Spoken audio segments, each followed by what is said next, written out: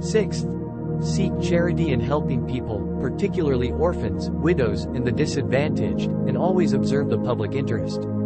Such practices enhance your faith, discipline your soul, and purify your wealth and abundance. They also entail proposing virtue, cooperation in piety and God-fearfulness, silently enjoining good and forbidding evil, and assistance to the authorities in keeping order and protecting the public interest, and a cause for a better society. They are a blessing in this world, and a balance in the afterlife. God, the glorified, loves a community that lives in solidarity and cooperation, in which everyone cares about the interests of others as he cares about his own interest. God says, if the people of the towns had been faithful and maintained piety, we would have opened to them blessings from the heaven. Quran chapter 7 verse 96. And says, Allah does not change the condition of a nation, unless it changes what is in its heart.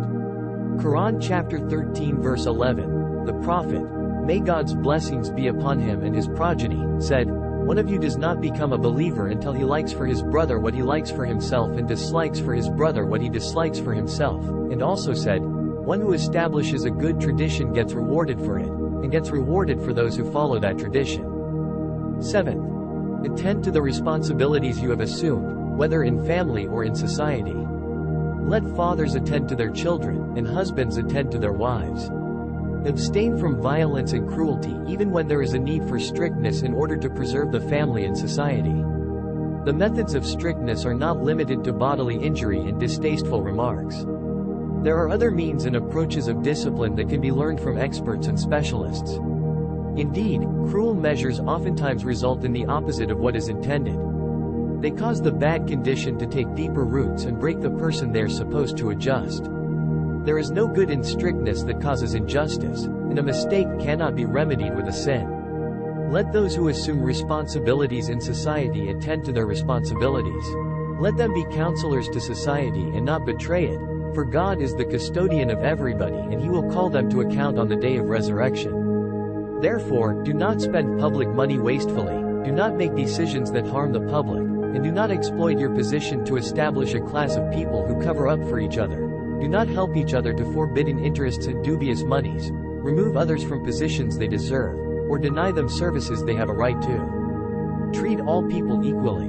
Do not use your public job as a means to fulfill private obligations such as kinship, past favors, etc., because fulfilling private obligations with public funds is injustice and corruption. If you ever have the option to choose one over an equally qualified other, then choose the weaker one who has no sponsor and no supporter except God, the glorified.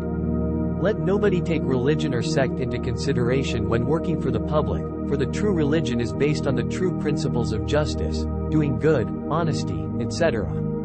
God says, certainly we send our apostles with manifest proofs, and we set down with them the book and the balance, so that mankind may maintain justice. Quran chapter 57 verse 25. Also, the Imam, may peace be upon him, said, I heard the Prophet of God, may God's blessings be upon him and his progeny, say on various occasions, the nation in which the weak cannot take back his property from the strong without stuttering will not be sanctified. Anyone who does not follow this principle would be deceiving himself with false wishes and false hopes. The true followers of just leaders such as the Prophet, may God's blessings be upon him and his progeny, Imam Ali, may peace be upon him, and the martyr Imam al-Hussein, may peace be upon him, or those who follow their teachings and emulate their conduct. Let those who assume public responsibilities read the letter of Imam Ali, may peace be upon him, to Malik al-Ashtar upon sending him to Egypt. That letter is a full description of the principles of justice and fidelity.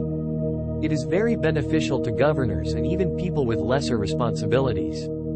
However, the bigger one's responsibility is, the more useful reading this letter will be to him.